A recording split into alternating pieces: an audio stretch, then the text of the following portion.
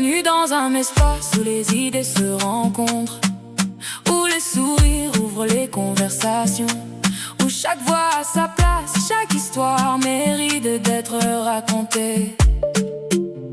Ici Soko est là, Stéphanie est là, Farida est là, et avec vous, la journée prend une autre couleur. Entre copines, on parle d'amour, on parle de famille, on parle de rêve, on parle de la vie. On rit, on apprend, on partage, on débat, toujours dans la bonne humeur. Un café, un micro, un sourire et des milliers d'opinions qui font avancer la discussion. Appelez, écrivez, réagissez, votre parole compte, votre expérience inspire, votre histoire nous rassemble du lundi au vendredi, de 9h à midi. Toute la ville se retrouve sur une seule fréquence. Entre copines, rendez-vous qui branche, toute la ville se retrouve, le rendez-vous qui vend, qu'on évite, le rendez-vous qui rassure.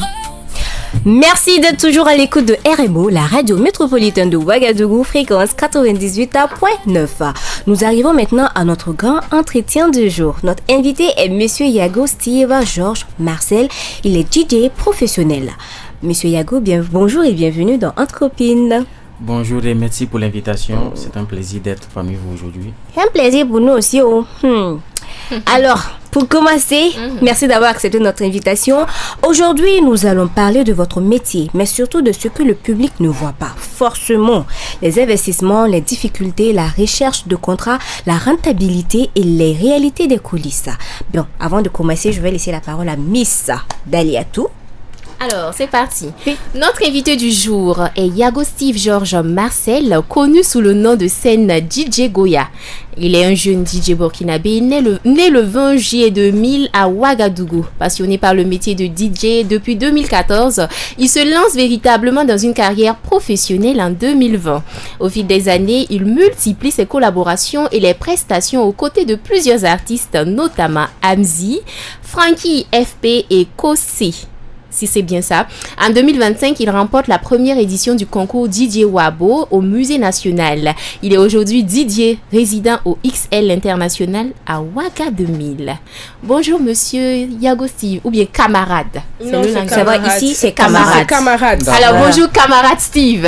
Bonjour camarade, comment vous allez? Ça, on va super bien, et chez vous? Oui, ça va. Alors pour commencer, pouvez-vous vous présenter à nos auditeurs en leur racontant comment est née en tout cas la passion de DJ? D'accord, disons que ça a commencé en 2014. En ce moment, j'étais au lycée, plus précisément au Réveil, au 1200. Disons que ça a commencé par un petit délire avec mon cousin, histoire de composer. On se plaisait à combiner 2-3 chansons et lui il posait dessus. Et petit à petit, disons, je côtoyais aussi quelques grands qui étaient déjà dans le domaine et tout.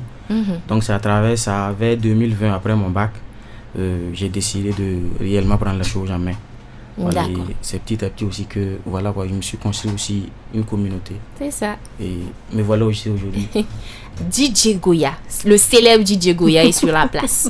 Alors, pourquoi avoir choisi le nom de scène DJ Goya comme nom de scène, et est-ce que ce nom a une histoire particulière ou une signification pour vous? En vrai, non. Au début, c'était beaucoup plus DJ Steve. Et il y a une fois, je suis allé à un spectacle et un grand frère m'a approché pour me dire que mon nom est beaucoup trop basique. Que de chercher un truc au moins qui pourrait tiquer. C'est ça. Mais bon, j'ai vu que si je peux apprendre un nom que moi je ne connais pas la signification et après, bon, ça me crée des problèmes. Là, c'est compliqué. C'est ça. Donc, j'ai pas trop réfléchi. J'ai juste inversé plutôt mon nom de famille, Yago Goya. Ah, ok. Mais voilà. Voici, il y a l'histoire qui est là. C'est super original. Voilà, donc c'est un truc comme ça. Camarade Goya, moi j'ai une petite question. Qu'est-ce qui vous a donné envie de devenir DJ? Une passion pour la musique, une opportunité ou simplement l'envie de gérer l'ambiance? Disons que c'est une passion. Parce que déjà en étant tout petit, maman me faisait comprendre que j'aimais beaucoup plus ça. Voilà, pendant les jours de fête, c'est moi j'aimais beaucoup plus gérer tout ce qui est musique et tout. Donc, ça est dans le sang. Voilà, donc ça a commencé comme ça et puis voilà quoi. Donc ça veut dire que chez vous, il n'y a pas eu de peut-être contrôle parental. Parce que souvent, quand on se lance dans ce métier, il y a des restrictions des parents qui disent vraiment ne te lance pas, ce n'est pas un métier. Et avec les mamans africaines, elles vont dire il y a oui, tout le faut tout le retour. Ça me rappelle l'histoire des balais à l'école. Moi, je montais, je disais tout ça. Ah non, c'est parce qu'on m'a puni. Donc, j'ai une semaine pour balayer les soirs. C'est faux. La go la dansait. D'accord. Donc, est-ce qu'il y a eu des restrictions? Est-ce qu'il y a eu restrictions parentales? Oui, on vous a accompagné. Est-ce qu'il n'y a pas eu découragement? Parce qu'à un moment, on peut dire, l'enfant n'avait pas bossé. Hein? On commence à te taper un peu. C'est ça, là, ça peut nourrir son homme. Ah, c'est ça. Au début, je ne dirais pas de restrictions, mais on me disait beaucoup plus de faire attention. Ah, voilà. Voilà. Ça, c'est restriction même. Parce que comme des fois je sortais, je venais un peu tard et tout, c'était pas trop prudent. Voilà, c'était juste ça. Et puis, voilà quoi. D'accord. Et au fil du temps, comment est-ce que les parents ont pris ça? Est-ce qu'ils ont accueilli la chose? Il y a eu des encouragements? Est-ce qu'ils ont fait des accompagnements après pour dire, bon, comme l'enfant avait fait ça, là, faut qu'on ait un baran miken ou un bar. Oui. Je pense que à ce niveau-là, en tout cas, je peux pas me plaindre. Chaque jour que Dieu fait, on m'encourage. Puis voilà quoi. Donc merci beaucoup aux parents parce que ça permet de ne pas traumatiser l'enfant. Il y a des parents qui vont frapper les enfants parce que moi je sais qu'il y a une petite au quartier, la petite elle sait très bien dessiner des robes. Chaque jour on la frappe. Amina, on dit l'enfant n'avait pas bossé, on frappe Amina comme si c'était des tueurs de destin. Il y a quoi elle? Parce que tu as souvent il y a des parents qui te freinent même en fait. Et à le CM2 cette année, quand on vient trouver que Amina est en train de dessiner, c'est pas simple hein. Vraiment. Bourilo. Ok. Alors, moi, j'aimerais savoir, quand est-ce que vous avez décidé de vous lancer dans le métier de DJ? À quel moment concrètement, le premier investissement? Voilà. Disons que, même avant que je gagne mon bac, disons à ma première, j'étais beaucoup plus dedans aussi. Mais en ce moment, c'était, vous voyez, les festivals, les trucs qui ne duraient pas trop. D'accord. Voilà, mais après mon bac, j'ai vu le grand frère Tidiane Ouedraogo, que je salue au passage, le responsable de Destiny Pro. Je suis allé chez lui et on a eu à discuter. Je lui ai fait comprendre que je veux réellement faire la chose, mais je n'ai pas les moyens. C'est lui, il était la première personne à me donner un contrôleur. Un contrôleur? Oui, la platine en fait. D'accord. Voilà. Bon, chez nous, il y a différentes appellations en fonction de la taille et tout. Donc, c'est lui, il était le premier à me donner ma platine. Et après, maintenant, j'ai eu un ordinateur et j'ai combiné les deux et j'ai avancé. Et au début, j'ai commencé avec Toxa. Et après, Amzi, Blem. Il y a Frankie fait aussi que des fois j'accompagne et tout. Donc, c'est un truc comme ça. D'accord. C'est chic. Alors, camarades, quelle différence faites-vous entre quelqu'un qui aime simplement mixer et un véritable DJ professionnel? Disons que le professionnel, lui, il fait attention à tout ce qu'il fait. Parce que vous voyez, gérer un public, c'est pas donné à tout le monde. C'est très compliqué. Tu vas deux fois te retrouver avec un public qui est très nonchalant. C'est à toi de trouver la meilleure formule pour les faire danser et tout. Maintenant, quelqu'un qui est passionné, tu peux être passionné et si tu n'as pas les différentes codes, comme je l'ai dit, comme le professionnel, ça sera compliqué. Et des fois, tu peux te décourager. Voilà, donc bon, c'est normal parce que c'est ton début. C'est ça. Vous voyez un peu. Donc, si tu n'as pas les codes, c'est compliqué. Mais un professionnel, lui, il sait déjà comment s'y prendre avec les gens et comment faire danser la foule. Alors, camarade Goya, on voit très bien que vous êtes très jeune. Vous êtes un DJ, en tout cas, qui est jeune. Et on sait très bien que dans ce monde, il faut être vraiment un quinri, comme on le dit. Quelle difficulté en tout cas, vous avez rencontré dans ce monde de showbiz-là en tant que jeune DJ? Disons, quelle difficulté? Il n'y a pas trop de difficultés. Moi, de mon côté, en tout cas, je rends grâce. Dieu merci. Alléluia. Moi, déjà, je ne suis pas une personne compliquée. Voilà. Donc, si moi j'ai un problème avec toi, je vais te faire comprendre que j'ai un problème avec toi. Voilà. Et puis voilà, on avance quoi. Donc, il n'y a pas de... Non, personnellement, je n'ai pas rencontré trop de difficultés comme ça. Voilà. Je veux un amen là-bas, s'il vous plaît. Amen. Parce que c'est pas tous les jours qu'on entend ça. Voilà, le monde du showbiz, tout le monde, on entend des échos. Il y a en tout cas, il y a la jalousie. Jusqu'à il y a eu chanson pour dire que showbiz là, c'est pas chez ton papa. C'est pas. Moi j'aimerais savoir même, est-ce qu'il n'y a pas eu des propositions à un moment Voilà, parce que ce n'est pas que les filles qui reçoivent des propositions. Hein. Est-ce qu'il y en a eu? Si. Des propositions indécentes. Oui, si. Bon, moi, je ne vais pas dire ça ici. Dès qu'il est en demande, je l'ai dit, lui, il m'intéresse. Mais tu vas gâter ton nom auprès des auditeurs. Moi, non. Non, il faut le dire dans la vie. Faut l'étiquette. Ok. On ne sait jamais. Comment ça s'est passé? Comment vous avez géré ça? Bon, on garde toujours le sang-froid. D'accord. Le sang-froid. Oui. Mais est-ce que c'est... Mais attends, il y a des situations là, sang-froid, t'es au rôle là. Attends, est-ce qu'il comprend du là? Si, je comprends. Donc, il va maintenant, il va loco, situation d'obé, sang-froid, t'es au rôle là. Il va faire clair. Non, mais vous savez... il faut faire attention. D'accord. Voilà, dans tout ce que tu fais, il faut toujours faire attention. Non, il est posé dans la tête. C'est ça, il est très mature en fait pour son jeune âge. Et en plus de ça, moi j'aimerais savoir, est-ce qu'à cause de ces propositions-là, vous n'avez pas raté des marchés, des opportunités? Voilà, est-ce que ça n'a pas occasionné... Est-ce qu'on n'a pas essayé de vous mettre des bâtons dans les roues? Non, pas du tout. Pas du tout. À ce niveau-là, il faut savoir marcher. Un amen, s'il vous plaît. Il faut savoir marcher. Il faut savoir marcher. Pour quelqu'un qui souhaite devenir DJ aujourd'hui, quel investissement faut-il prévoir au départ? D'accord.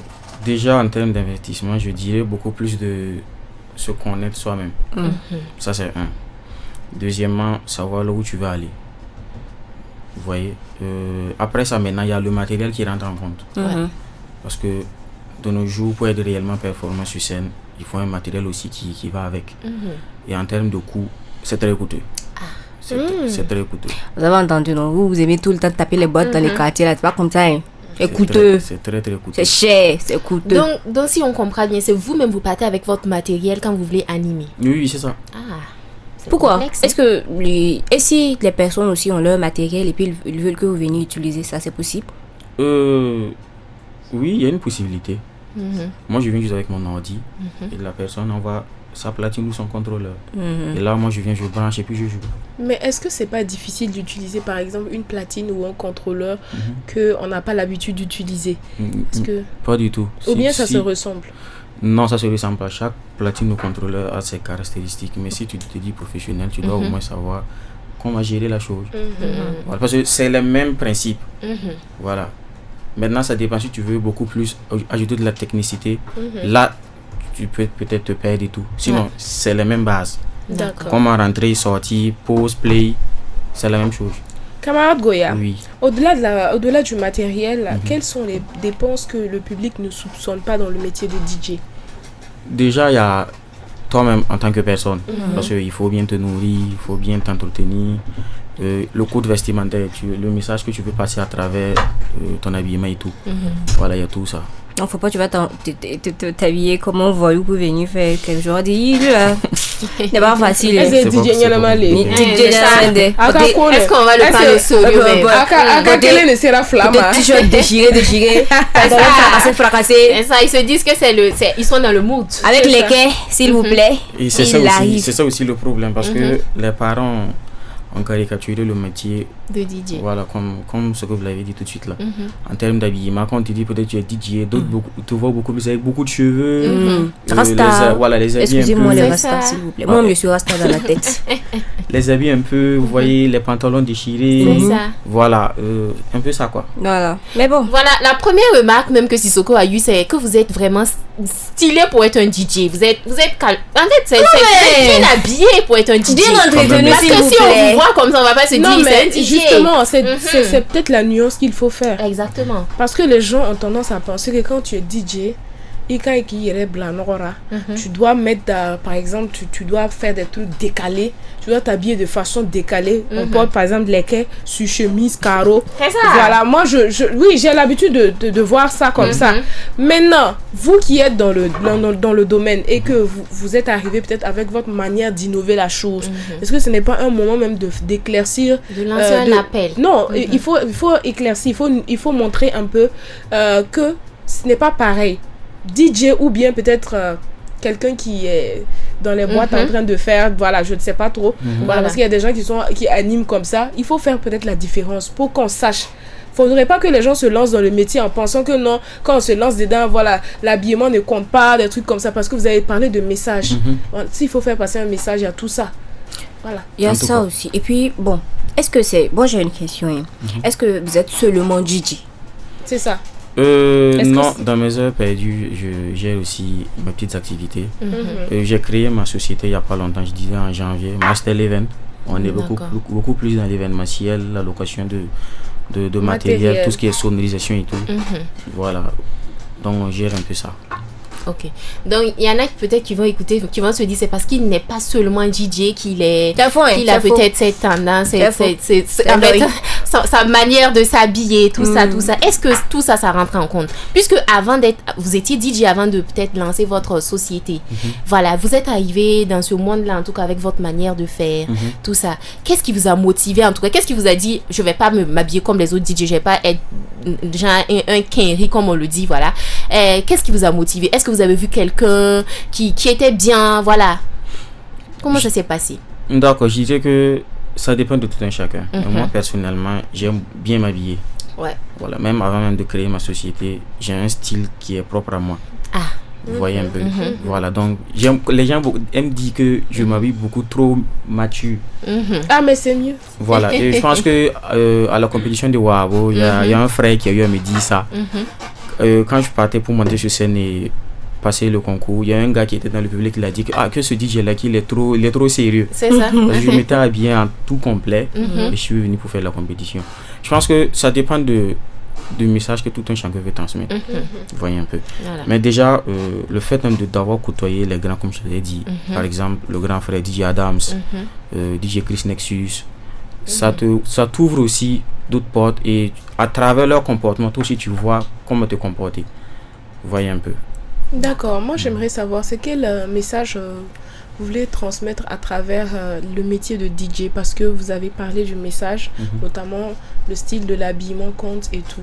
Moi je veux savoir quel est votre message propre.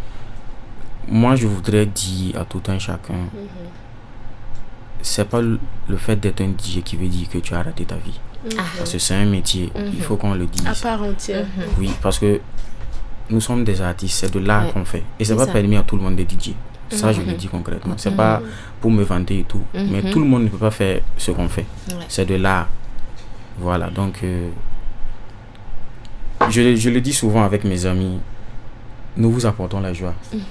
Je peux le dire ainsi. Parce que même si tu n'es pas content, si tu viens à un événement et tout, le simple fait d'harmoniser et de faire passer les chansons et tout, je pense que ça peut te changer d'idée. Moi-même, c'est une question que on a eu des DJ qui sont passés sur le plateau. J'ai pas eu l'occasion de leur poser cette question. Est-ce que, par exemple, si toi-même DJ, tu ne te sens même pas dans ton humeur, par exemple, tu dois aller prester, mais tu sens que ton humeur est un peu nonchalante, tu es un peu triste, et tu annules cette prestation ou bien tu y vas quand même? Tu veux pas l'annuler. Il y a ce problème-là aussi. Oui, parce que les gens pensent que nous, les DJ, ne sommes pas humains. On est humains. On ressent aussi des choses. C'est ça. Voilà, il y a des moments où on n'est pas dans notre assiette. Ça peut arriver à tout un chacun.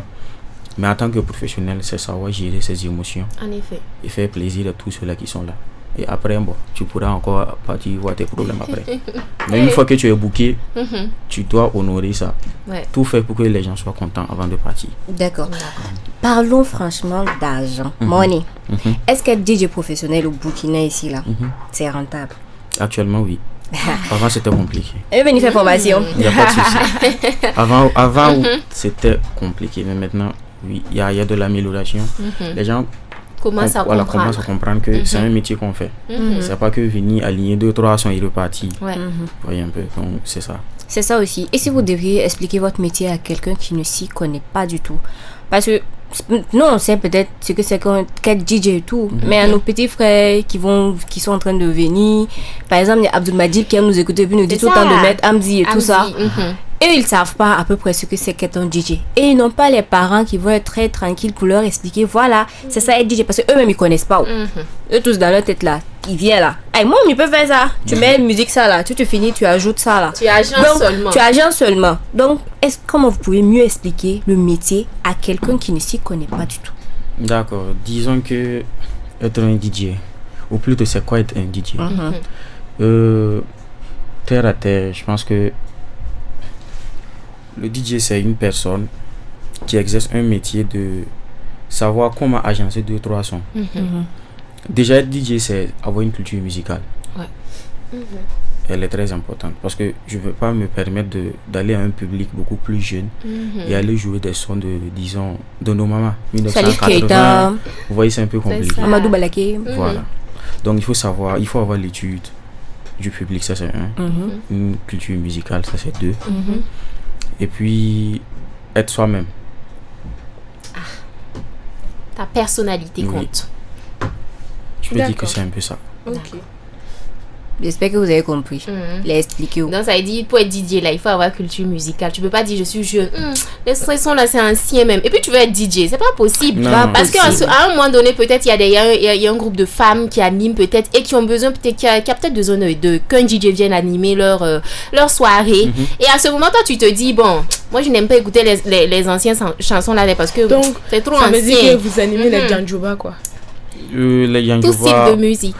Les Djanjoba pas trop parce que les Djanjoba sont beaucoup plus centrés avec les différents groupes. Vous voyez, eux ils ont un groupe qui gère spécialement les Djanjoba parce que si on vous fait appel, on n'a pas tellement cette capacité de gérer les mamans en termes de vous voyez, voilà. Mais eux ils savent, voilà, eux ils savent comment les gérer. Nous on est beaucoup plus voilà dans les soirées et tout. Vous voyez. Alors, comment... les questions là sont un peu trop osées, mais bon, on y va. Alors, comment fixe-t-on le prix d'une prestation lorsqu'on est DJ? D'accord. Déjà, ça dépend de ton autorité. Ça dépend du matériel que tu as. Ça, c'est 2. Et de 3, ça dépend de toi-même, tes compétences. Parce que tu ne vas pas payer un matériel qui va te livrer à plus de 1 à 2 millions et venir prendre un cachet qui ne dépasse même pas 150 ou 200. Bon, quand on parle de comme ça, les gens pensent que des fois qu'on est coûteux, mais c'est pas de notre faute. Le matériel coûte excessivement cher. Et il n'y a pas ça sur place, il faut forcément commander pour qu'on puisse te livrer ça ici. Ok. Les gens comprennent pas en fait le métier des gens. Bon, je peux pas aller me former à des millions, c'est un exemple. Et puis je vais venir. Bon, franchement, c'est compliqué. Imagine, ils ont souvent tendance à rabaisser le métier des autres en fait. Imagine, il y a un de ces matériels qui se gâte. Ça a plusieurs millions. Toi, tu viens de venir mixer ta chose. Chez toi, déjà, ça se gâte. Tu peux pas me payer à peut-être 500 et quelques mille. Je vais même pas te dire de rembourser en fait. Mais tu vas me dire non, tu es coûteux, faut barse. C'est pas partout en barse. C'est pas partout en barse là. Voilà, c'est ça même en fait. Et les délais de paiement. Parce qu'on sait très bien, tu peux aller peut-être dans une soirée, tu finis de mixer ta chose. Et à la fin, le type te dit, bah bon, c'est fini, mais après je te rappelle après. Pour ces gens de cas, comment on se comporte? Non, tu sais, non. Genre, j'avais prévu, mais il y a eu ça là. Il y a eu faut laisser après. Demain, je t'appelle. Demain, il va jamais arriver. Ou bien, il te fait Orange Money. Il te fait Orange Money, hein. Tu es mon bon petit. Dès que ça rentre dans tu es mon bon petit, il faut oublier. Ton sang se glace. C'est ça. Mais vas-y, on t'écoute quand même. Pareil, on nous t'écoute. C'est genre de situation, comment en tout cas DJ Goya se comporte? Pour le délai de paiement, déjà si une personne m'écrit et veut que je sois sur son événement, nous exigeons 75% du cachet d'abord. Avant même d'envoyer le visuel. Après cela, quand on arrive sur place, on récupère les 25%. Avant même de jouer. C'est super. C'est mieux. Ça couvre.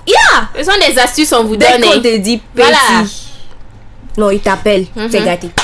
Maintenant, ça dépend. Si c'est avec les entreprises, là-bas, il faut forcément déposer la facture. Donc là, ça peut peut-être prendre 2 semaines, 2 fois 1 mois.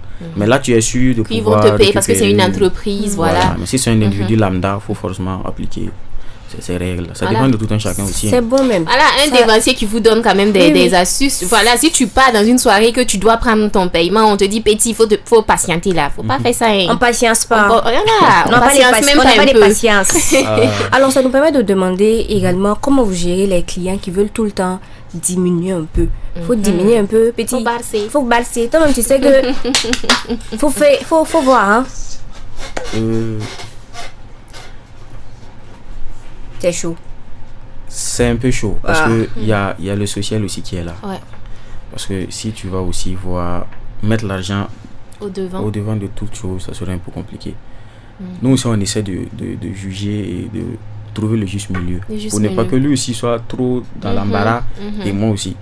Parce que si déjà dans ma tête, je me dis que bon, le prix auquel il m'a appelé pour que je puisse venir faire le travail, ça ne m'arrange pas.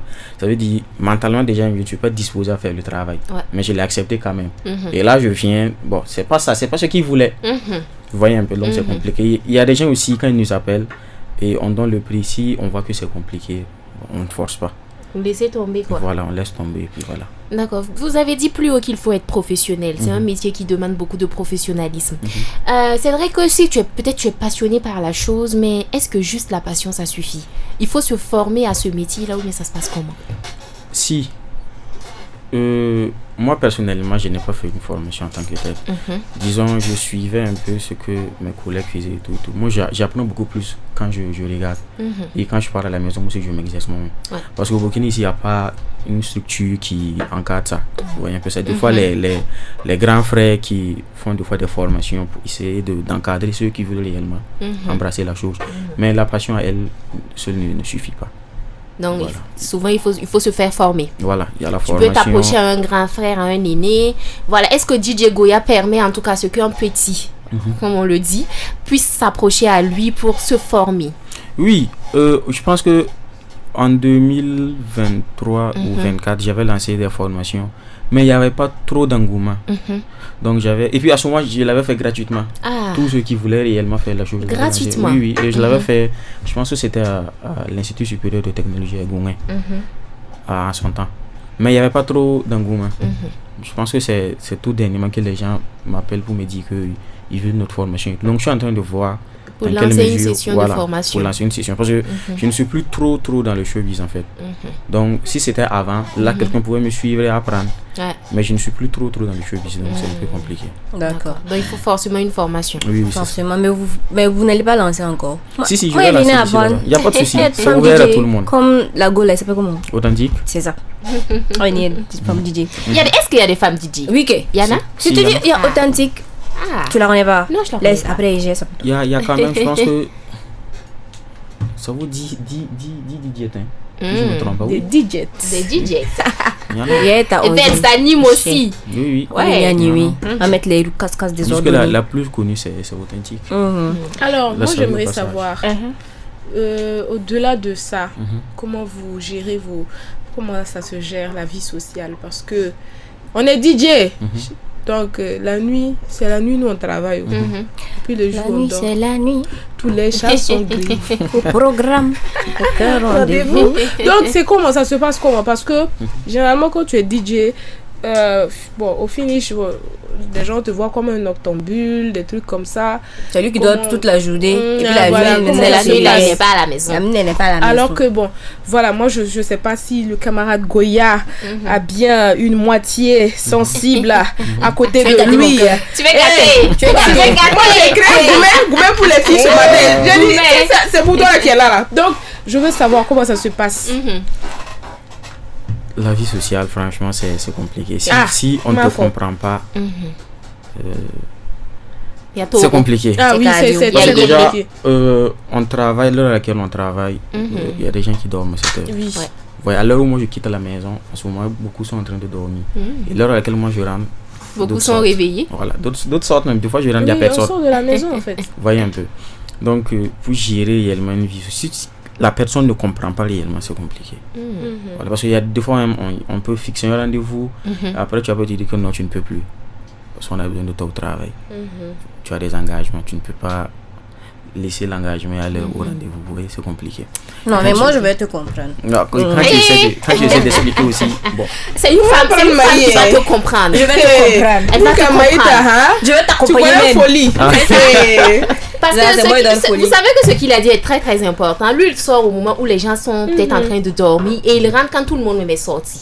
Pourtant, on sait très bien qu'il y a des papas africains qui donnent un couvre-feu, qui vont se dire peut-être, hey, à partir de 22h là, si tu n'es pas à la maison là seulement là, n'ose même pas, tu vas même pas rentrer. Donc ça veut dire si par exemple un bon petit, en tout cas il nous écoute ce matin, qui veut se lancer et qui sait très bien que en tout cas ces domaines là où son papa ne sera pas d'accord forcément, il va te dire à partir de 22h si je ne vois pas à la maison là, je vais fermer la porte. Pourtant on sait très bien que DJ il faut sortir la nuit. Voilà, à ce jeune homme là, qu'est-ce que vous pourrez lui dire? Je peux déjà dire de beaucoup discuter avec ses parents. Moi, je les comprends parfaitement parce qu'ils ont cette peur-là. Parce que qu'on le veuille ou non, c'est un milieu aussi où il y a pas mal de choses qui se passent. Voilà, il y a la consommation d'alcool, il y a les stupéfiants et tout. C'est ça. Voilà, donc ils ont raison d'avoir peur. Donc c'est à lui de discuter avec eux pour leur faire comprendre qu'en réalité, c'est pas tout le monde qui se donne à ça. Et aussi de comprendre et d'encourager leur enfant qui veut réellement se lancer là-dedans. D'accord. Voilà. Et il faut savoir aussi, parce qu'il y a beaucoup qui sont très influençables. C'est ça. C'est ça, il faut leur expliquer, il faut pas être très influençable. Pas parce que tu pars dans des événements que tu es obligé de boire, que tu es obligé de fumer, que tu es obligé de faire quoi que ce soit pour montrer que toi tu es un quinri, ça n'a rien à voir. Il faut être toi. Ce que tu ne fais pas, ne fais pas. C'est ça, et puis il faut avoir beaucoup d'argent, les parents vont plus parler. Je sais qu'une fois, il y avait un petit passage chèque, pardon, je vais pas te vendre.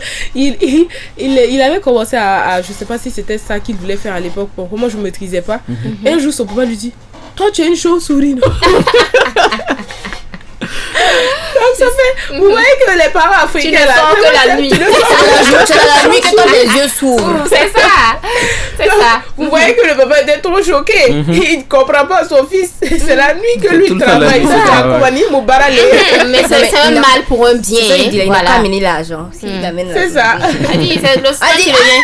Papa, prends un chèque là, tu vas aller toucher. C'est fini. C'est même quand tu demandes, mais tu ne sauras plus c'est quoi. Ah oui. Il va dire ça. Taïga Barak, il faut pas travailler. C'est mon fils. C'est mon fils. Il va même chercher des garde-corps pour toi. Mon cher. Il sera tellement fier. C'est lui qui va ouvrir la porte. Quand tu viens. Alors, camarade Goya, quelle place occupent les réseaux sociaux dans votre métier?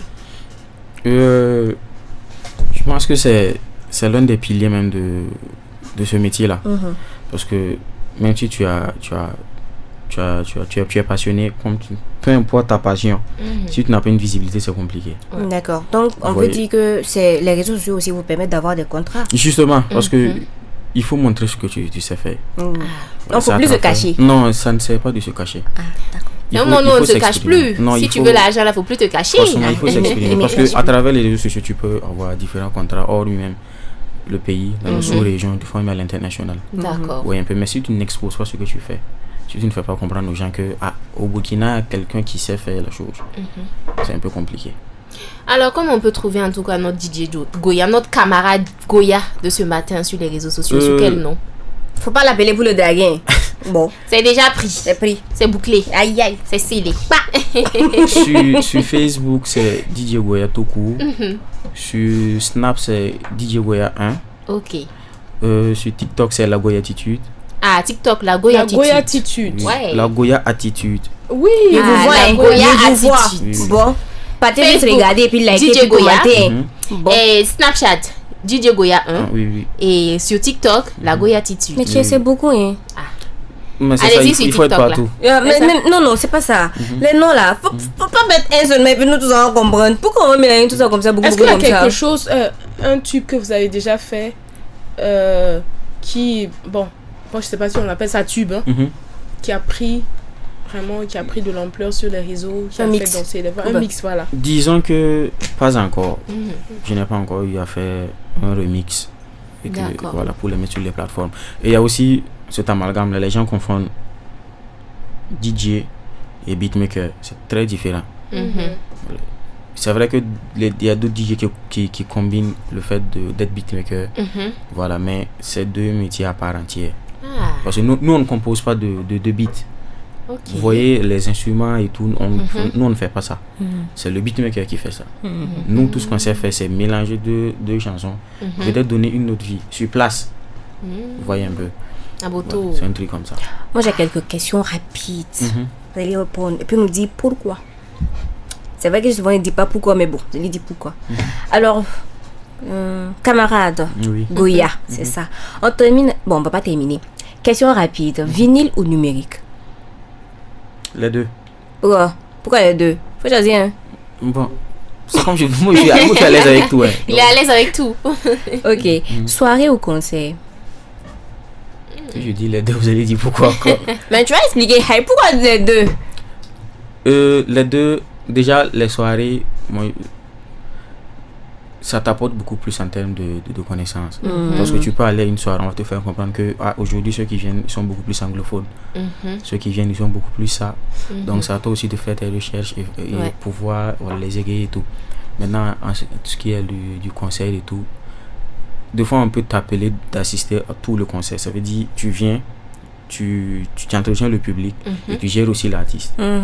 Voilà, ça aussi, c'est un cachet de... Voilà. Ça aussi, c'est un autre monde. Vous voyez, le concert est très différent de la soirée. Non, mais c'est très intéressant quand même. Un truc comme ça. Ok, afrobeat ou coupé décalé? Faut dire les deux seulement. Afro décalé. Décalé. Afro. Une musique qui met tout le monde d'accord, selon vous? Une musique qui met tout le monde d'accord. Ça peut être une, ça peut être deux. Ça dépend de vous. Hein. Moi, j'ai juste posé la question. Ça dépend des générations. Parce que je peux donner un titre et vous voyez, disons, nos petits frères d'aujourd'hui et de ces chansons qu'ils ne connaissent pas. Faut dire, nous on connaît. Aïe. Non, on a dit qu'il met tout le monde d'accord. Mais tu sais, toi tu n'es pas dedans. Non, moi je suis dedans. Non, tu n'es pas dedans. Une musique qui met tout le monde d'accord, Gouya. Bon, on connaît beaucoup plus Arafat. Ça, je en tout cas, toutes les générations. Voilà, tout le monde connaît Arafat. Tu l'as sauvé. Les Chinois. Ça, en tout cas. Les Chinois. Tu l'as sauvé. Ça, en tout cas, oui. Tu l'as sauvé, sinon c'était gâté. Tu veux dire quoi par là? Bon, moi je t'ai dit IA est là et moi je peux télécharger. Donc, viens, on va régler ça après. Au chaud. Le morceau que vous ne pouvez jamais refuser de jouer. C'est un son américain. Fetty Wap Trap Queen. Ça, le son, je l'ai écouté à ma seconde. Et jusqu'à maintenant, ça est là. Ça peut pas partir. Non, c'est ce morceau-là en tout cas. C'est mon morceau. Ouais. Genre, c'est la base même. Quoi. Voilà. Ça le montre. Voilà. Pas de problème. Et j'ai oublié, non. Votre DJ préféré? Moi, j'ai pas de DJ préféré. Et? Non. Moi, je les aime tous. Ok.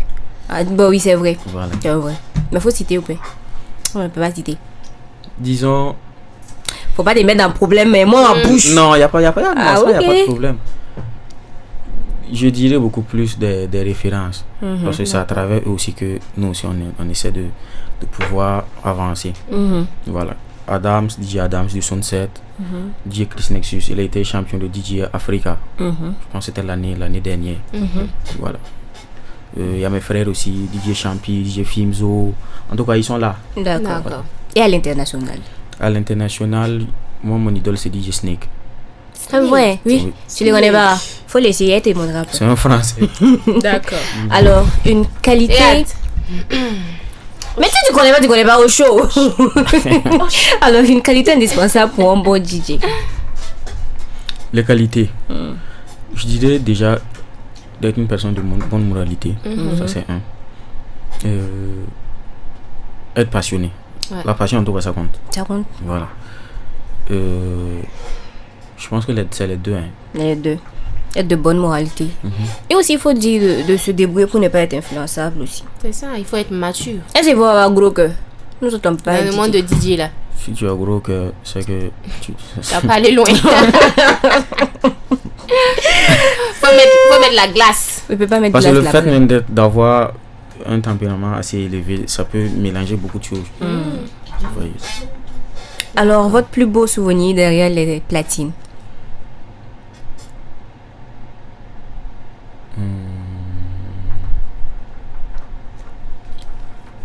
Il se rappelle pas? C'est beaucoup. Attendez. Il dit d'attendre. Ne précipite, ne truc pas mon mari, laissez-le. Que mon mari ça a été un événement. Je dirais c'était en décembre. Oui, en décembre. Oui. Décembre 2000 de l'année passée, 2025. 2025. Oui, c'était à Petro. Je pense que l'énergie que j'ai ressentie là-bas, en tout cas. C'était chic. C'était trop chic. Alors, moi, j'aimerais savoir, camarade Gouya, c'est à combien d'années de carrière déjà? Disons, bon, je vais m'arrêter à 2020, donc 6 ans. 6 ans de carrière. Quel sogo la viande. Il y a la matière. C'est cool. Alors, bon, ça va être ma dernière question. Quels sont vos projets et ambitions pour pour le futur, on va dire? Déjà, avec mes confrères, nous sommes en train de vouloir mettre une structure en place, histoire de coacher la relève et tout. Voilà, faire comprendre à tout un chacun que c'est un métier en part entière. Ce n'est pas que juste de venir appuyer 2-3 boutons et repartir. Voilà. À part ça aussi, ouvrir le monde du DJing du Burkina vers les pays de la sous-région et à l'international aussi, histoire de pouvoir participer à d'autres compétitions et faire aussi sortir le nom. Parce que si c'est de la compétence, on a ça au Burkina en termes de DJing. Voilà. Et en second plan aussi, bon, ça c'est moi-même de mon côté. Ça va aussi gérer l'entreprise et tout. Voilà quoi. D'accord. Moi, bon, j'ai une dernière. Vous avez des questions? C'est ton mari. Mais on t'en donne. Mais merci. Alors, avec l'avènement de l'IA, est-ce que l'IA, c'est un atout pour vous ou bien plus un problème? L'IA, c'est un problème. Ah. Parce que récemment, je pense que la plateforme Spotify avait sorti une note pour faire comprendre que ils vont mettre des mécanismes en place, histoire de pouvoir filtrer les chansons en termes d'IA. Ça va vous arranger? Non, ça ne nous arrange pas. Okay. Je ne parle pas de Spotify, hein. Moi je parle de l'IA en tant que tel. Parce qu'il faut réellement ça. C'est vrai qu'on ne peut pas combattre l'IA, mais il faut savoir l'utiliser. Mais dans le tel musicalement, je pense que c'est un problème. Parce que déjà, si tout le monde peut composer sa chanson à travers l'IA, c'est que ça va tuer le métier de beatmaking. C'est ça. Tous ceux-là qui sont arrangeurs et tous ceux qui sont derrière, c'est un problème. C'est un problème. Déjà que les infographes sont en train de faire une bataille avec ça déjà. Si on va amener l'IA encore dans le tel musical, franchement, ça sera compliqué. Non, mais juste peut-être que les gens ne savent pas comment l'utiliser aussi. C'est ça. Oui, mais il y a des gens aussi qui le savent. Prenons par exemple la version gospel de Pilé. Si vous rentrez sur la plateforme de téléchargement Spotify aujourd'hui, vous allez voir que la version gospel est beaucoup plus streamée que la version originale. C'est ça. Ça, c'est déjà un problème. Nous, même quand tu mets l'autre là, on n'aime pas. On va c'est pas bien. Voilà, vous voyez. Il faut mettre l'autre là, on va piler, mais. Mais c'est grave. Donc, il faut savoir l'utiliser. Sinon, moi, je n'ai pas de problème en tant que tel avec ça. Mais il faut savoir l'utiliser. C'est pas dans tous les Il faut savoir en tout cas que c'est un danger. Voilà, c'est pas dans tous les dons qu'il faut forcément introduire l'IA. Voilà. Alors, je pense qu'on est à la fin. Hein? Voilà. Est-ce qu'il y a un contact, en tout cas, que DJ Goya pourrait laisser peut-être pour nos auditeurs qui veulent peut-être le contacter pour des prestations? Je rappelle, c'est pas pour l'appeler pour le draguer, c'est pour le contrat. Ah, bon. Vous avez entendu, non? Sissoko va saisir vos vies. Il y a de loin. D'accord, donc avant de donner le numéro, c'est déjà vous dire merci pour l'invitation. On vous en prie. Ça a été un plaisir de pouvoir échanger avec vous, avec les différents auditeurs de la RMO. Pour le contact, vous pouvez prendre le 67 57 56 86 ou le 61 88 38 37. Répétez. Le 67 57 56 86 ou le 61 88 38 37. 38 37. Il est disponible, donc vous pouvez l'appeler pour tous vos événements, vos activités. Voilà. Alors aujourd'hui, nous avons compris qu'être DJ professionnel ne se résume pas à mettre de la musique. C'est un métier qui demande de la passion, du travail, de l'investissement, de la créativité, mais aussi une véritable capacité à se vendre et à construire sa réputation. Merci d'avoir partagé avec nous les réalités de ce métier et surtout les coulisses que le public ne voit pas toujours. Nous vous souhaitons beaucoup de succès pour la suite de votre carrière et les portes de RMO vous sont ouvertes.